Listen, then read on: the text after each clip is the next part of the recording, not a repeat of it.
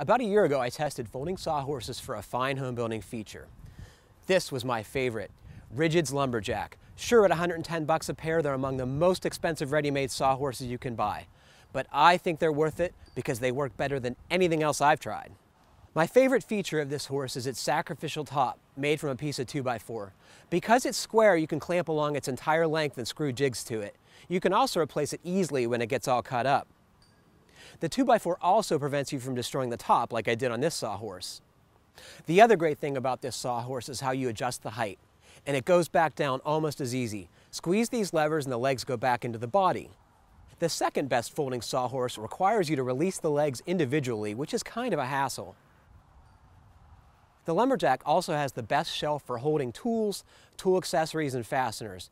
It's sturdy and it doubles as a handle for carrying the horse, and it's just at the right height to make it comfortable to carry.